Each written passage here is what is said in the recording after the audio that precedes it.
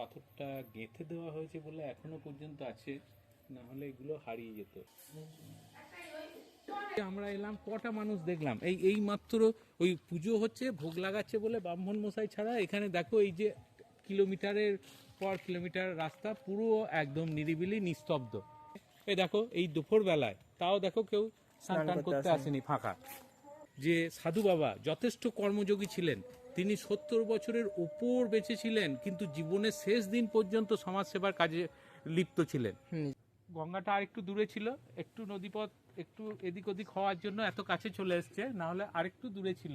গোটা ভারত ভ্রমণ করে, পরিব্রাজকভাবে ভারত ভ্রমণ করে উনি যখন এখানে ফিরে এসেছিলেন তখন এই ঘরটায় থাকতেন।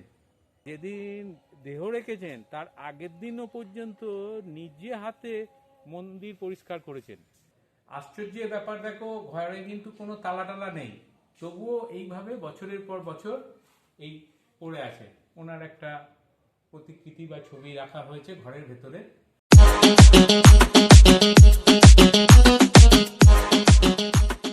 সুপ্রভাত। আজ এই ভিডিওর মাধ্যমে ডাকাতকালীর ইতিহাস সম্বন্ধে কিছু তথ্য তোমাদের সাথে শেয়ার করব। এখন এখানে দেখা যাচ্ছে এই আশ্রমে লোক বসতি, কিন্তু একসময় এখানে কোনো রকম মানুষ আসতেই ভয় পেত। কোনো রকমে ঠাকুরমশাই এসে দিনে দুবার পুজো করে দিয়ে চলে যেতেন। সেই পরিস্থিতি এখনো আছে। কিছুটা এগিয়ে গিয়ে দেখতে পাবো যে মন্দির জুড়ে বেশ কিছুটা জায়গা, মানে হাফ কিলোমিটার 1 কিলোমিটার জায়গা পুরো নিস্তব্ধ। এখানে কোনো মানুষের তো দেখাই আমরা পাবো না, মানুষ সচরাচর আসে না। এই সময় দেখা পেতে পারি ঠাকুরমশাই হয়তো ভোগ দিতে আসবেন, হ্যাঁ ওই যে দেখা যাচ্ছে। তাছাড়া আর কোনো মানুষ এখানে আমরা দেখতে পাবো না। কয়েকশো বছরের প্রাচীন এই গাছটা একদম গঙ্গার ধারে চলে এসেছে। গঙ্গাটা আরেকটু দূরে ছিল, ভাঙতে ভাঙতে পিছনেই আছে পঞ্চমুণ্ডির আসন। এনায়েতপুর কালী বিগ্রহ সম্পর্কে একটি বিশেষ কাহিনী প্রচলিত। এই কালী বিগ্রহটি সাধারণত ভক্তদের দ্বারা পূজিত হতো এবং স্থানীয় মানুষের কাছে দেবীর প্রতীক হিসেবে অত্যন্ত গুরুত্বপূর্ণ ছিল। এই বিগ্রহের পিছনে রহস্যময় কিছু কাহিনী জড়িয়ে আছে, যেমন এটি অলৌকিক উপায়ে আবিষ্কৃত হয়েছিল। গবেষকরা মনে করে এই মূর্তি ও বিগ্রহ সম্ভবত কোনো প্রাচীন মন্দিরের অংশ ছিল, যা মুসলিম শাসন বা অন্যান্য রাজনৈতিক পরিবর্তনের ফলে ধ্বংসপ্রাপ্ত হয়েছিল। অপরদিকে কাটোয়ার এনায়েতপুরে পাওয়া কোষ্টি পাথরের কালী বিগ্রহ ইতিহাস ও ধার্মিক দিক থেকে গুরুত্বপূর্ণ একটি নিদর্শন। এটি বাংলার প্রাচীন ধর্মীয় ঐতিহ্য এবং হিন্দু দেবী পূজার এক গুরুত্বপূর্ণ নিদর্শন হিসেবে বিবেচিত হয়েছিল। কালী বিগ্রহের সঙ্গে দেবীর অলৌকিক শক্তি থাকার জন্য এটা বিশেষ প্রচলিত। ডাকাতরা অনেকেই মনে করতেন এই বিগ্রহ পেলে তাদের জীবনে সৌভাগ্য, ক্ষমতা ও সুরক্ষা পাওয়া যাবে। কিছু তান্ত্রিক বিশ্বাস করতেন যে এই প্রাচীন দেবী মূর্তির পূজা বা তন্ত্র সাধনার জন্য বিশেষভাবে কার্যকর। এই যে ওই হ্যাঁ, এক সময় এখানেই ছিল বিরাট পাথরের মন্দির। সেই পাথরের সমস্ত অংশ হারিয়ে গেছে বা চুরি হয়ে গেছে বলা যায়। একটা আচ্ছা, এই পাথর একটুখানি অংশ আছে যে কি ধরনের এই মন্দিরে ডিজাইন করা ছিল বা কি ধরনের পাথর ছিল সেইটুকু দেখা যাচ্ছে। এই পাথরটা গেঁথে দেওয়া হয়েছে বলে এখনো পর্যন্ত আছে, না হলে এগুলো হারিয়ে যেত। এই রকম কয়েক দশক আগে লরি লরি পাথর এখান থেকে নিয়ে চলে যাওয়া হয়েছে। আর এই মন্দিরের তোমার পিছনেই আছে পঞ্চমুণ্ডির আসন। পঞ্চমুণ্ডি আসন হচ্ছে সাধকদের ক্ষেত্রে খুব একটা গুরুত্বপূর্ণ। এই আসন তৈরি করা যেরকম খুব কঠিন, সেই রকম এই আসনে বসে সাধনা করলে খুব সহজে সিদ্ধি লাভ করা যায়। এইখানে বসেই অনেকেই সিদ্ধি লাভ করেছে। আমরা যে ওই শাখাই আশ্রম আসার আগে যে মন্দিরটা দেখলাম, ওই সাধু বাবা এখানেই সিদ্ধি লাভ করেছিলেন। এই পঞ্চমুণ্ডি আসন তৈরি করতে 5টা প্রাণীর মাথা লাগে। সেগুলো খুবই মানে সেটা যে কোনো প্রাণী নাকি? না, যে কোনো প্রাণীর নয়, মানুষের মাথা লাগবে। কিন্তু সেই মানুষটা চাড়ালদের হতে হবে। চাড়াল বলতে? একটা জাতি সম্প্রদায়। আচ্ছা আচ্ছা। এবং সে অপমৃত্যুতে মারা গেছে এরকম। সাপের মাথা, কিন্তু নির্দিষ্ট বিষধর একটা সাপের মাথা, ষাঁড়ের মাথা, বাবা। এই রকম করে 5টা প্রাণীর, কিন্তু সেই 5টা প্রাণীর মানুষ বলতে যে কোনো মানুষের যেরকম হবে না তার বিশেষত্ব আছে, সাপ বলতে যেরকম সাপ সেরকম হবে না। বিশেষধর। হ্যাঁ, সেই রকম বলা আছে। বিজ্ঞানীদের কাছে এখন গুরুত্বপূর্ণ হচ্ছে ল্যাবরেটরি, সেই রকম আগে সাধকদের কাছে গুরুত্বপূর্ণ ছিল এই আসন। এই আসনে বসেই কিন্তু সাধকরা নিজের সিদ্ধি লাভের সঙ্গে সঙ্গে সমাজের হিতকারী বিভিন্ন জিনিস তৈরি করে দিয়ে গেছেন। আমরা যে রামায়ণ মহাভারতের অস্ত্র শস্ত্রের কথাগুলো আমরা পাই, সেগুলোও কিন্তু তৈরি হয়েছে এই রকম কোনো জায়গায় সাধনা করে। আচ্ছা। এই গাছের তলাতেই একসময় ওই প্রস্তর মূর্তিটা ঠাঁই পেয়েছিল, কিন্তু বারবার চুরি হয়ে যাওয়া বা হারিয়ে যাওয়ার জন্য ওইটা এখন ঘরে রাখা হয়েছে। এই কয়েক দশক আগেও একবার ওই মূর্তি মানে চোরেরা চুরি করে নিয়ে চলে গেছিল। মূর্তিটা প্রায় 6-7 মাস ধরে খুঁজেই পাওয়া যায়নি। পরে গঙ্গার জল কমে গেলে দেখা যাচ্ছে এখান থেকে 1 কিলোমিটার দূরে ওই মূর্তিটাকে আবার পাওয়া গেছে। এই যে ওই যে যেটা কালো পাথর যেটা ভেতরটাতে দেখলাম, ওই কালো পাথরটা, হ্যাঁ, তো মানে ওইটা আসল মানে কোষ্ঠী পাথরের না? হ্যাঁ, ওই যেটা মূর্তিটা আছে ওইটা ওটা, হ্যাঁ, ওটা এই যে মানে মৃন্ময়ী রূপ।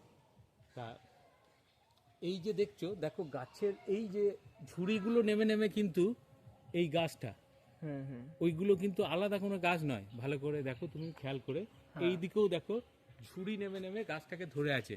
গাছটা একটু গঙ্গার দিকে হেলে গেছে, গঙ্গার পিছনেই গঙ্গা চলে এসেছে, আগে অনেকটা দূরে ছিল। তার মানে ওই কোষ্ঠী পাথরটাকেই আগে সবাই নিয়ে চলে যাবে কি? হ্যাঁ, ঠাকুরকেও এবার নিয়ে চলে যায়। ঠাকুর বলতে তুমি দেখো এইখানে যে এত বিশাল মন্দির ছিল, মন্দিরের পাথরগুলো পর্যন্ত নিয়ে চলে গেছে, মানুষ ছাড়েনি। ওই পাথরের গায়ে কত সুন্দর কারুকার্য করা ছিল, কে জানে, তুমিও জানো না, আমিও জানি না। হয়তো কোণারকের মন্দিরের মতোই কিছু হয়তো এখানে থাকলেও থাকতে পারে, যেটা আমরা অজানা এখন। হ্যাঁ, হ্যাঁ, কেননা এই ঘন জঙ্গলে এই এখনই দেখো, এই যে আমরা এলাম, কটা মানুষ দেখলাম এই মাত্র ওই পুজো হচ্ছে, ভোগ লাগাচ্ছে বলে ব্রাহ্মণ মশাই ছাড়া। এখানে দেখো এই যে কিলোমিটারের পর কিলোমিটার রাস্তা পুরো একদম নিরিবিলি নিস্তব্ধ। এখানে এই যে সামনে গঙ্গার ঘাট, তাও দেখো কেউ স্নান করতে আসেনি। সেই, হ্যাঁ, এই যে রাস্তা চলে গেছে, রাস্তাটা দেখো, তাহলেই তুমি বুঝতে পারবে যে এখানে কিরকম মানুষজন তো সেভাবে আসা যাওয়াই করে না। হ্যাঁ, আসা যাওয়া কেন করে না? এটা তোমার মানুষ ভয়ে করে না, বা ভক্তিতে করে না, বা পবিত্রতা রক্ষা করার জন্যেই প্রকৃতি এইরকম করে করে রেখেছে, এটা হতে পারে। এই যে ঘাটে বাঁধিয়ে দেওয়া হয়েছে মানুষের আসা যাওয়ার জন্য, স্নান করার জন্য, কিন্তু এই যে দেখছো ঘাট ভেঙে পড়ছে, বা এখানে এই দেখো এই দুপুর বেলায় তাও দেখো কেউ স্নান করতে আসেনি, ফাঁকা। ওই যে আমরা নৌকায় করে উঠেই যে মন্দিরটা দেখছিলাম শাখায়ের, সেই শাখায়ের যে সাধু বাবা যথেষ্ট কর্মযোগী ছিলেন, তিনি 70 বছরের উপর বেঁচে ছিলেন, কিন্তু জীবনের শেষ দিন পর্যন্ত সমাজ সেবার কাজে লিপ্ত ছিলেন। নিজের কাজ। এমন কি ওই আশ্রমের ভেতর বৃদ্ধাশ্রম থেকে আরম্ভ করে ওই আশ্রমে চাষবাস সবই আছে, হ্যাঁ, বা চিকিৎসা সব কিছু আছে। উনি কাটোয়ায় আই ব্যাংক স্থাপন করেছিলেন, মৃত্যুর পরে যাতে মানুষ চোখ দান করে যায়। তা সেই এই এখন আর নেই কো ইয়েটা, ফাউন্ডেশনটা এখন বর্ধমান থেকে এসে চোখ তুলে নিয়ে যায়, নাহলে আগে কাটোয়াতেই ওটা করেছিল। বা তিনি, শোনা যায় যে যেদিন দেহ রেখেছেন তার আগের দিনও পর্যন্ত নিজে হাতে মন্দির পরিষ্কার করেছেন। আর তিনি যে ঘরটায় থাকতো, দেখো, তিনি পরিব্রাজক ছিলেন। তিনি এখান থেকে কিছু দূর আগে একটা সতীপীঠ আছে কেতুগ্রাম শ্মশানেই দীক্ষা লাভ করেছিলেন, ওখানে সিদ্ধি লাভ করেছিলেন। এখানে গোটা ভারত ভ্রমণ করে, পরিব্রাজকভাবে ভারত ভ্রমণ করে উনি যখন এখানে ফিরে এসেছিলেন, তখন এই ঘরটায় থাকতেন। এটা একটু মাটির নিচের দিকেই ছিল, এখন পরে এই ঘরটাকে একটু রাখা হয়েছে। আশ্চর্যের ব্যাপার দেখো, ঘরে কিন্তু কোনো তালা টালা নেই, তবুও এইভাবে বছরের পর বছর এই পড়ে আছে। ওনার একটা প্রতিকৃতি বা ছবি রাখা হয়েছে ঘরের ভেতরে। এইটুকু ঘরে উনি এই জঙ্গলে যখন বসবাস করতে, তখন এখানে কোনো মানুষ আসার সাহসই পেত করতো না। না। এখানে এখনো পর্যন্ত আমরা যদি একটু গঙ্গার ধারে নেমে দেখতে পারবো, গঙ্গার ধারে এখনো দেখতে পাবো যেখানে শিয়ালরা থাকে, শিয়ালের গর্ত আছে, হ্যাঁ, বিভিন্ন ধরনের সাপ বেজি থেকে আরম্ভ করে পাখি টাকি এখানে ঘুরে বেড়াচ্ছে, অভয় অরণ্যের মতো ব্যাপার এই জায়গাটায়। এই যে দেখো, তুমি ঘাটটা দেখলেই বুঝতে পারবে, দেখো মানুষের সেইভাবে যাওয়া আসা নেই বলে কাদা পাঁক পড়ে আছে। সেই আর এই যে গঙ্গাটা আর একটু দূরে ছিল, একটু নদীপথ একটু এদিক ওদিক হওয়ার জন্য এত কাছে চলে এসছে, না হলে আরেকটু দূরে ছিল, একটু সামনে হেঁটে যাওয়া যেত। এই যে গঙ্গার ধারগুলোও দেখো কিরকম এখনো পর্যন্ত ঘন জঙ্গল, যেখানে তোমার এই দিনের বেলাতেই অন্ধকার লাগবে ওর ভেতরে যদি আমরা ঢুকি। এই যে আমরা বড় গাছটা দেখছিলাম, ওই গাছের এই যে ঝুড়িগুলো নেমে নেমে গাছটাকে ধরে আছে, ওইখানে দেখো এখনো দিনের আলো সেভাবে ঢোকেনি। ওই সূর্যের আলো ফাঁক টাক দিয়ে গেছে যেখানে, সেখানে দেখা যাচ্ছে যে আলোর কিছু বিন্দু।